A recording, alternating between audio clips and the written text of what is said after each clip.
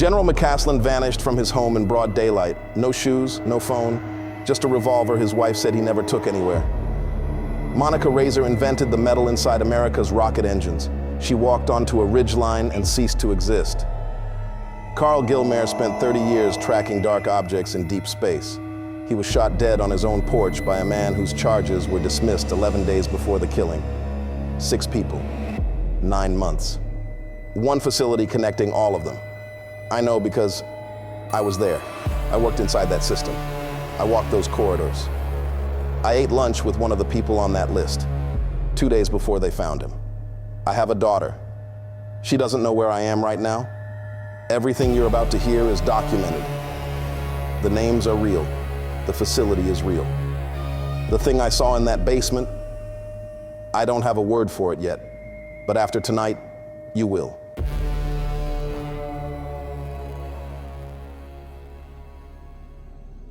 I want to tell you something before this story begins. I was good at my job. I need you to understand that, not as a defense, not as a disclaimer, but as context for everything that follows. Because the people who come forward with stories like this are usually painted as disgruntled, unstable, bitter employees with an axe to grind and a grudge to dress up as a conspiracy. I was none of those things. I was a senior materials analyst at the Air Force Research Laboratory, AFRL, stationed at Kirtland Air Force Base in Albuquerque, New Mexico. I had been there for 11 years. I had commendations on my wall and clearances most people in my field spend entire careers trying to obtain. I believed in the work. I believed in the institution. I believed, with the particular quiet confidence of someone who has never had a reason to doubt, that the system I was part of was fundamentally sound. I want you to hold on to that, because the man who believed that is gone now. And the man telling you this story is what's left. My daughter is in her 2nd year of college in Colorado. She studies environmental science, and she laughs at her own jokes before she finishes telling them, which is something she has done since she was 4 years old. Every Sunday, without exception, I call her. It doesn't matter where I am or what the week has been. Sunday at 7, her phone rings and she picks up, usually mid-sentence about something that happened in class or something her roommate did or a professor she can't decide whether she loves or hates. I don't always say much. Mostly I just listen. That call is the one fixed point in a life that is otherwise entirely consumed by work. It is the thing I protect above everything else. I'm telling you about her now because by the time this story ends, you'll understand why. The man I ate lunch with twice a week had been at Kirtland for 9 years when I arrived. He was quiet in the way that genuinely intelligent people sometimes are. Not withdrawn, not cold, just economical. He didn't speak unless he had something worth saying, which made the things he said worth listening to. He worked in advanced alloy characterization. Specifically, the thermal performance testing of high tensile materials under extreme combustion conditions. If you understand what that means, you understand why his work mattered to the people who funded it. If you don't, just know this. The metal that goes inside a rocket engine, the part that sits inside the fire and cannot fail, someone has to make sure it won't. He was one of the people who made sure.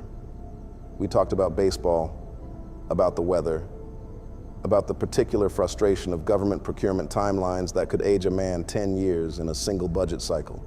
He had a daughter too, finishing her last year of college in Colorado, which is something we laughed about once, the coincidence of it. He drove a 10-year-old car with a cracked windshield he kept meaning to fix.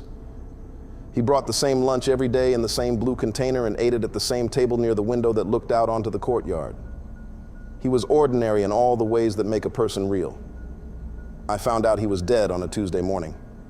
I was walking to my workstation when I passed 2 colleagues speaking in low voices near the water station. I caught fragments. His name, the word home, the phrase last night. I stopped. I asked what happened. They looked at each other with an expression I didn't have a name for yet. Something between discomfort and a careful, practiced neutrality. One of them said they found him this morning. The other said they're calling it a home invasion. I stood there while the fluorescent lights hummed above me. Somewhere down the corridor, a door opened and closed. The sound of it was very ordinary and very far away. Home invasion. He lived alone in a gated community in Rio Rancho, 12 miles north of Albuquerque. He had a security system. He had a German Shepherd, large, loud, trained. His home showed no signs of forced entry. The dog was found unharmed, locked in the laundry room. The cause of death was blunt force trauma. Nothing in the home had been taken, not his laptop, not the cash on his kitchen counter, not anything. A home invasion where nothing was stolen, and a guard dog was quietly secured, and there was no forced entry. That is not a robbery. That is an execution wearing a robbery's clothes. I didn't sleep that night. I lay in my apartment, running the facts through my head the way you run a calculation. Methodically, looking for the error, hoping to find one. I didn't find one. I drove to Kirtland the next morning on autopilot, badged through the outer gate, walked the familiar corridor, sat at my desk, and for the first time in 11 years, I looked up. The hallways I had walked 1,000 times felt different, not physically. The dimensions were identical, the lighting unchanged, but they had weight now that they hadn't carried before. The doors I had never thought to question, the ones with keypads I wasn't coded for, the ones with no signage at all, suddenly existed in a way they hadn't yesterday. I had spent 11 years with my head down, doing my work, trusting the architecture around me completely. He had done the same thing. I started walking, not with a destination, not with a plan. I walked past my section, past the materials lab, past the administrative corridor I used every single day. I went deeper into the facility than I had gone in years. The building was larger than most people realized. The sections that appeared in congressional budget documents and base tour itineraries were perhaps 40% of the total footprint. The rest existed in a different kind of silence, the kind that isn't empty but occupied, the kind that has been deliberately cultivated over a long period of time by people who understood the value of it. There was a man I had seen twice in the cafeteria that week. He never ate anything. He just sat there watching the room with the particular stillness of someone who is paid to notice things. I assumed he was new. I kept walking. The corridor sloped downward slightly, below grade, subtle enough that you wouldn't notice unless you were paying attention. I was paying attention. At the end of it was a door, steel frame, no window. A keypad with a biometric scanner, fingerprint and retinal. The fluorescent lighting down here was slightly different, cooler, more clinical, the kind of light that makes everything look like evidence. Above the scanner, a small placard in standard government font, the kind so unremarkable it becomes invisible. Section 7-Echo. Authorized personnel only. Clearance level, Umbra. I had never heard of Umbra clearance. 11 years at one of the most sensitive research installations in the country, and I had never once encountered that designation in any document, any briefing, any conversation. I stood there for a long time. Then I took out my phone, which should not have been in that corridor, a violation I was only dimly aware of committing. And I photographed the placard. I went home that night and I called my daughter. She was laughing about something. A professor, a bad grade, something that, in the context of that phone call, felt like the most precious and fragile thing I had ever heard. I listened to every word. I didn't tell her anything. I just listened. Then I started searching. What I found over the next several hours didn't make me feel better. It didn't give me answers that settled anything.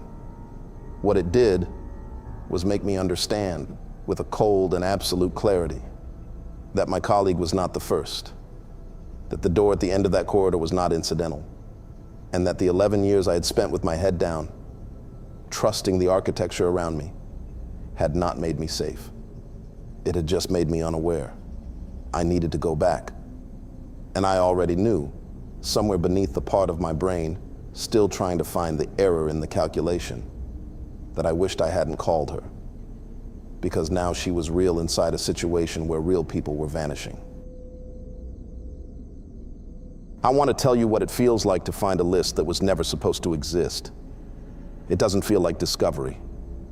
It doesn't feel like the satisfaction of a puzzle coming together, or the clarity of a question finally answered. It feels like standing in a room you've been in 1,000 times and realizing for the first time that the walls are closer than they used to be. It feels like the moment just before you understand something, that half second of suspension where your brain already knows but hasn't yet committed to knowing. That is what the next 6 hours felt like. I sat at my kitchen table with my laptop and a glass of water I never touched, and the kind of silence that a single-person apartment produces at 2 in the morning. Total, specific, the silence of a space that was built for more people than currently occupy it. My daughter's college photos were on the refrigerator behind me. I didn't look at them. I opened my browser and I started with the name on the placard. Umbra clearance. Nothing. Not in any accessible database, not in any declassified document index, not in any congressional testimony transcript. The designation did not officially exist, which, in the architecture of classified government programs, means one of two things. Either it was so new it hadn't surfaced yet, or it was so old and so deliberately buried that the absence itself was the answer. I moved on. I started with what I knew. My colleague, his work. Thermal performance testing of high tensile alloys under combustion conditions at AFRL Kirtland. I searched his area of specialization and followed the institutional thread the way you follow a crack in a wall, not forcing it, just tracing where it naturally leads. It led me to a name I had heard before but never examined closely. Monica Razor. She was not a casual hiker who got lost on a trail. Monica Razor was the co-inventor of Mandalloy, a proprietary superalloy with burn resistance and tensile strength properties that had no equivalent in any civilian materials database. The AR-1 rocket engine, the domestic replacement for the Russian RD-18, that had powered American military satellite launches for the better part of 2 decades, contained 12 Mandalloy components. Pre-burners, turbine rotors, turbine housings. Every component that made direct contact with the combustion fire. Her metal was the reason the United States could put national security assets into orbit without purchasing that capability from Moscow. In March 2022, Russia cut off RD-180 servicing in retaliation for Ukraine sanctions. The alloy Monica Razor invented is what stood between the United States and a critical gap in its ability to maintain its satellite infrastructure. She vanished on June 22nd, 2025, last seen on a ridgeline in the Angeles National Forest. A Find a Grave memorial was created while search helicopters were still in the air. JPL, where she had been working, said nothing publicly. NASA said nothing. The search generated local news coverage for 4 days and then disappeared from the record the way she had disappeared from the ridgeline. Completely, without explanation, without resolution. I sat with that for a moment. Then I kept pulling. General William Neal McCasland, former commander of AFRL, the man who had overseen the laboratory that funded Mandalloy's development. His budget, $4.4 billion, had paid for the work that put Razor's metal inside American rocket engines. He had taken command in May 2011. At that time, Dallas Hardwick, Razor's mentor and the co-inventor of Mandalloy, was still one of his senior civilian scientists, all 3 of them on the same program at the same time. McCasland vanished from his home in Albuquerque on February 27th, 2026. No shoes, no glasses, no phone, no Apple Watch, just a .38 revolver that his wife confirmed he never took hiking. Gone between 11 a.m. and noon in a residential neighborhood in broad daylight. 700 homes canvassed by investigators. No surveillance footage showing him leaving. No witnesses. No evidence of where he went or how. The FBI was involved. Not base security, not local police. The FBI. And still, nothing. Dallas Hardwick died in 2014. Stage 4, breast cancer. No AFL memorial. No obituary, no acknowledgement from Wright-Patterson, where she spent her career and won the Meritorious Civilian Service Medal, reduced to a single stub page on a funeral home aggregator. The only substantive memorial came from a university on the other side of the world, a decade later. Carl Gilmayer, Caltech astronomer, shot dead on his porch at 6:10 a.m., February 16, 2026. His killer had been caught on his property 2 months earlier with an unregistered rifle. 2 felonies charged, dismissed 11 days before the killing. No explanation. Nobody could say why. Wright-Patterson, October 25, 2025, 3 AFRL employees. One night, no motive ever established. Melissa Casillas, Los Alamos, June 26, 2025, factory reset her government phone, walked into the Carson National Forest. 4 days after Monica Razor vanished from a ridgeline 800 miles away. Same signature, every time. Belongings left behind, digital trails severed, nobody recovered. I pushed back from the table. 6 people, 9 months, Kirtland, Wright-Patterson, JPL Caltech, Los Alamos, the 3 geographic nodes of American defense aerospace research, Southern California, New Mexico, Ohio, and at every single node, the same institutional silence, the same minimum disclosure, the same distribution of cases across separate jurisdictions that would never be required to cross-reference each other. LA County Sheriff had Razor, Bernalillo County and the FBI had McCasland.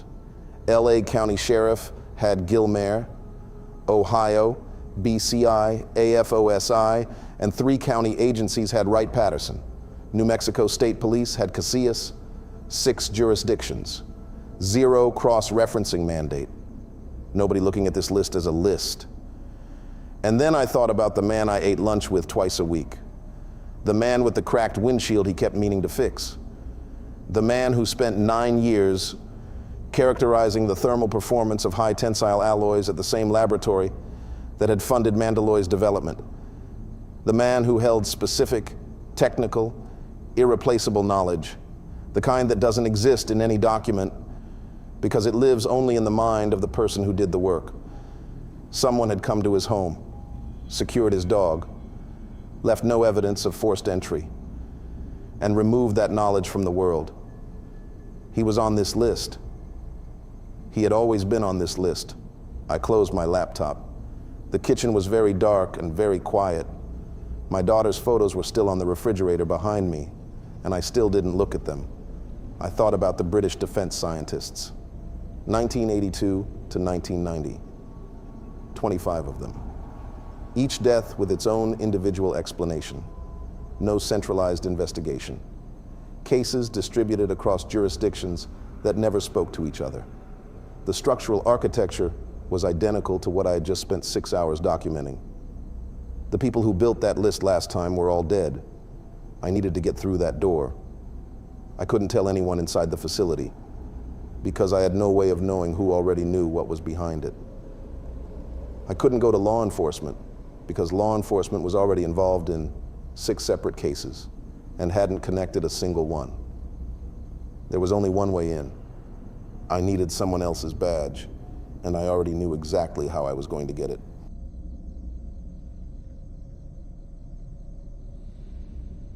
I went back on a Thursday, not because Thursday meant anything, but because by Wednesday night I had run out of reasons to wait and run out of ways to convince myself that waiting was the same thing as being careful.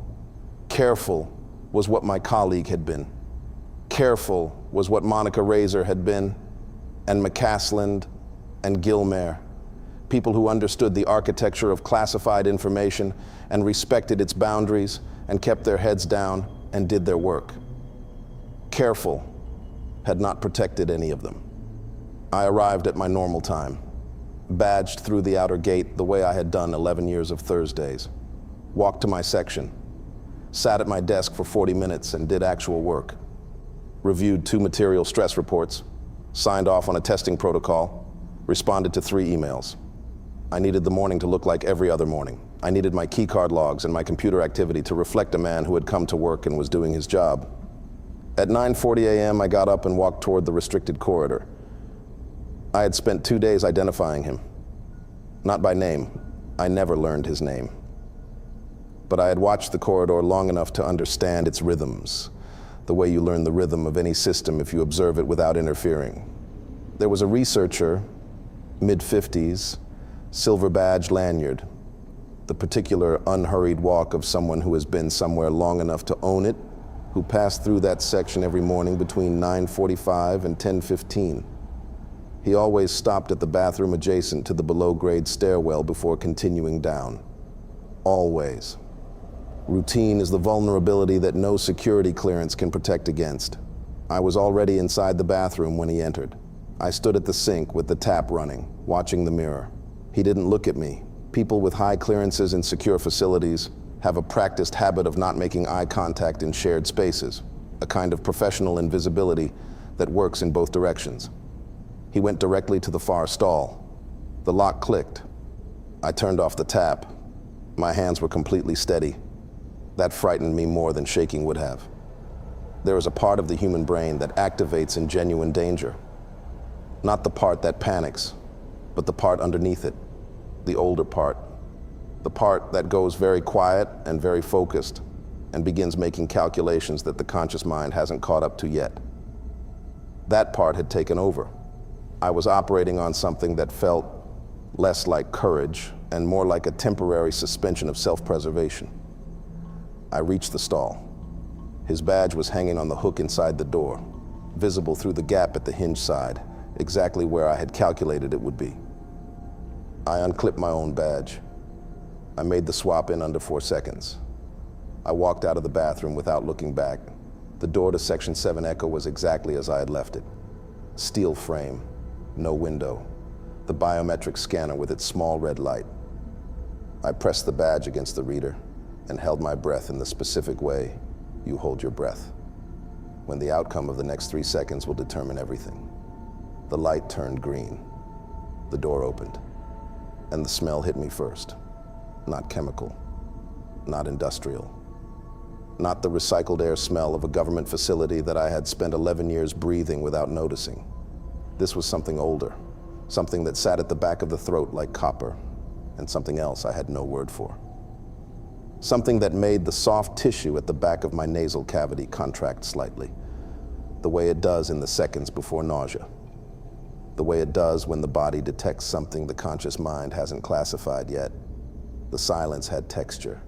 It pressed against my eardrums like depth pressure, like the feeling of descending in an elevator that is moving faster than it should.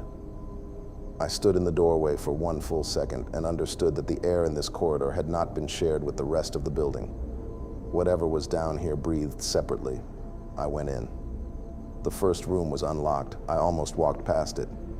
The door was recessed slightly, flush with the wall, in a way that suggested it wasn't meant to draw attention. Inside, the lighting was dim and directional, the kind used in archival storage. Along the left wall, a series of mounted display cases, glass-fronted, climate-controlled. Inside them, weapons. 3 scientists. I recognized the body language before I recognized anything else. The posture of people in a professional meeting, relaxed and focused. The particular ease of colleagues who have been in the same room together many times. They were standing in a loose semicircle, facing an alcove at the far end of the room. The alcove was dark, darker than the rest of the room, in a way that felt deliberate, the kind of darkness that is maintained, not merely the absence of light. The shape in the alcove was tall. I told myself it was equipment, a mounted display, something covered. A rack of servers with an unusual profile. I needed it to be any of those things, and I held on to that need for as long as I could. Then it shifted, just slightly, a weight transfer. The kind of micro movement a standing body makes when it has been still for a long time. And I understood, in the specific, physical, irreversible way that you understand something when your body processes it before your mind does, that the geometry of it was wrong. The distance between its shoulder and its elbow was not the distance that distance is supposed to be. The proportion of its head to its torso was not the proportion that proportion is supposed to be. The fingers, and I could see the fingers now, long and resting at its sides, were not the length that fingers are supposed to be. It was as if someone had described a human being to something that had never seen one and asked it to approximate. One of the scientists said something I couldn't hear clearly. The other two responded. And then one of them laughed, a normal laugh, relaxed, comfortable. The laugh of someone in a meeting that is going well, in a room they have been in 100 times, with colleagues they trust completely. That was the moment I felt true terror. Not because of what was standing in the shadows, because of how completely unbothered the humans were. The shape in the alcove turned its head toward the door. Slowly. The way something turns when it has already known you were there for a long time and has simply been waiting for you to understand that. The scientists didn't react. They kept talking. They didn't look toward the door. They didn't reach for anything. They simply continued their conversation as the thing in the shadows looked directly at where I was standing. And I understood then they weren't going to stop me. They weren't going to sound an alarm. They were going to let me leave. That was the most terrifying thing that had happened all night. Because things that aren't worried about you letting you go, that means they already know something you don't. I walked out the same way I came in. That was the hardest part. Not the door, not the corridor, not the smell that was still sitting in the back of my throat, like something that had decided to stay. The hardest part was making my body move at a normal pace, when every nerve ending I had was screaming at me to run. Because running is how you become a problem. Running is how you go from being a senior materials analyst who wandered somewhere he shouldn't have to, being a threat that requires a response. I had seen what the response looked like. I had spent 2 weeks reading about it in police reports that didn't know they were connected to each other. I walked. I swapped the badge back in the bathroom without incident. The researcher was already gone. I returned to my desk. I sat down. I stared at my screen for 11 minutes. I know it was 11 because I watched the clock the entire time. And then I shut down my workstation, picked up my bag, and walked to the parking lot at a pace that I had to consciously regulate with every single step. I got into my car. I sat there for 30 seconds with both hands on the steering wheel and the engine off. The New Mexico sky through the windshield was the particular pale gray of a winter afternoon that can't decide whether it wants to rain. Everything looked exactly the same as it always had. The parking lot, the facility entrance, the flag moving slightly in the wind above the gate, ordinary, unchanged. The world had not shifted to reflect what I had just seen inside it. That was its own kind of horror. I started the engine and I drove. The first car appeared within 2 miles of the base, black, American make. Newer model, the kind of vehicle that is chosen specifically because it is unremarkable, the color and model that disappears into traffic the way a word disappears into a sentence. I noticed it because of what it didn't have. No license plate. I changed lanes. It changed lanes. I took a right onto a surface street I didn't need to take. It followed. I merged back onto the main road and checked my mirror, and it was still there, maintaining a following distance so precise it felt calibrated, close enough to be visible, far enough to be deniable. Then a second car pulled out from a side street 2 blocks ahead of me. Black. Same make, same model. No plate. They positioned themselves one in front and one behind, not aggressively, not with any urgency, with the particular patience of people who have done this before and understand that patience is the most effective tool available to them. They weren't chasing me, they weren't pulling me over, they were simply present. They were letting me know that they knew, that they had known probably since before I badged through that door, that the green light on the scanner had not been a security failure. It had been a decision. I kept driving. I kept my speed exactly at the limit.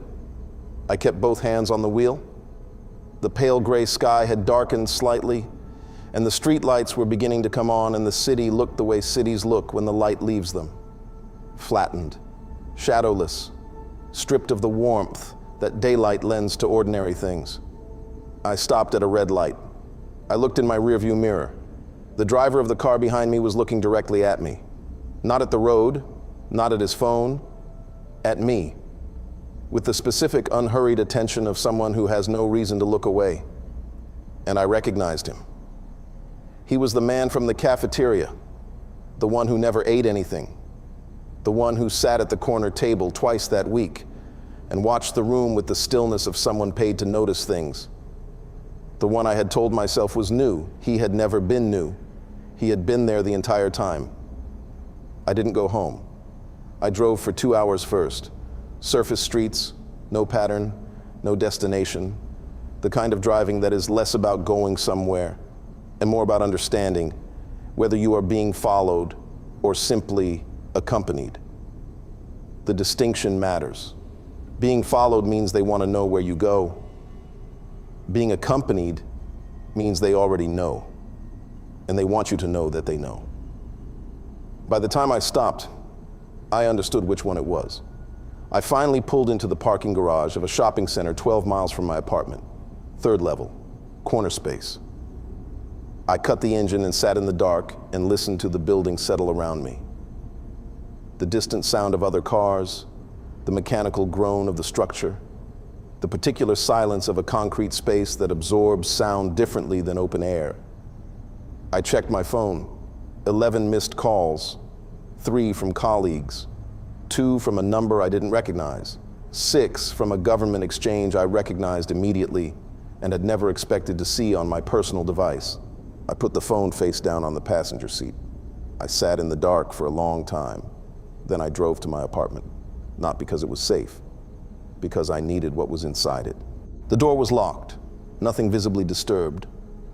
The kind of undisturbed that takes effort, the kind that is the result of people who are very good at entering spaces and leaving them exactly as they found them, except for the things they choose to take and the things they choose to leave as a message. My laptop, still on the desk, still open. But the research files, the 6 hours of documentation I had built at that kitchen table, the names, the dates, the pattern, the photographs, partially deleted. Not all of them, specifically some of them, the ones that connected the most directly, the ones that would have been the hardest to explain away as coincidence. They had left enough to let me know they'd been there. They had taken enough to let me know what they were looking for. This was not a cleanup. This was a message. We know what you built. We know what you found. We know where you live. And we are choosing right now to let you sit with that. The patience again. Always the patience. The same patience as the cars. The same patience as the thing in the alcove that had turned its head toward the door and simply waited for me to understand. Whatever was being managed inside that facility had been in development for a long time. Long enough that one analyst with a phone and a recording was not a crisis. Was not even, I suspected, a surprise. I was a variable they had already accounted for, a contingency they had already planned around. They had handled this before. I knew what handling it looked like. It was Sunday. I hadn't realized until I looked at the clock on the microwave. Sunday, 7:14 p.m. I was 14 minutes late. She was probably already checking her phone. Probably already deciding whether to call me first or wait. She never calls first. She says it's because she respects that I'm busy, but I know it's because she inherited my particular stubbornness about these things. The need to wait, to hold the line, to not be the one who blinks. I sat down on the floor of my kitchen with my back against the cabinets and my phone in my hand and the lights off because I hadn't turned them on when I came in, and I couldn't make myself move to do it now. I called her number. She picked up on the second ring. Dad? I said nothing.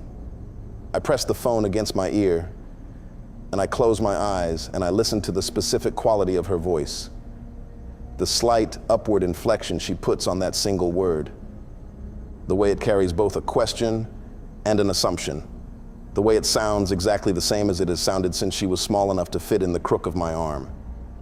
Dad, are you there? The kitchen was very dark.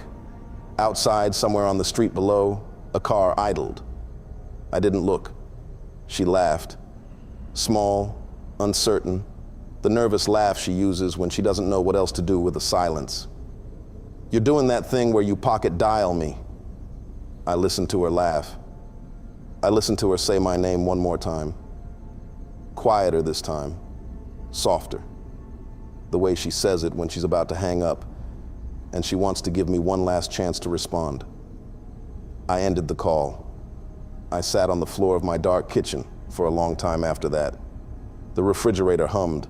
Outside, the car that had been idling was gone, or it had turned its engine off.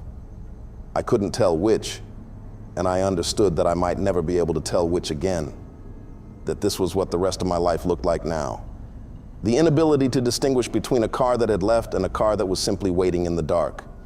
If you're listening to this, sweetheart, I'm sorry. I'm so sorry. I just needed to hear your voice one more time.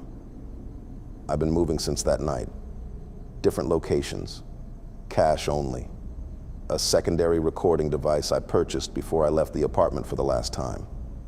This story has been recorded in fragments, different rooms, different cities, always with one eye on the door and one ear on the street below.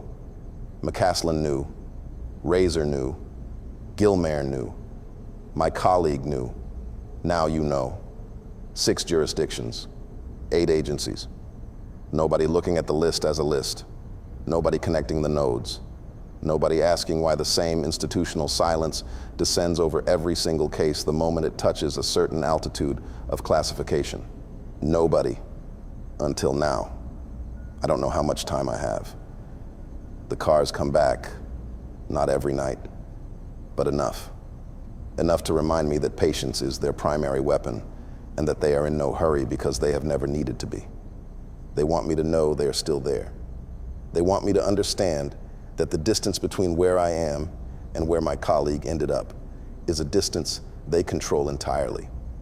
That is what keeps me awake, not the thing in the shadows, not the vials with their compliance durations and their behavioral override thresholds, not the weapons built for hands that are not human hands. Those things are terrifying.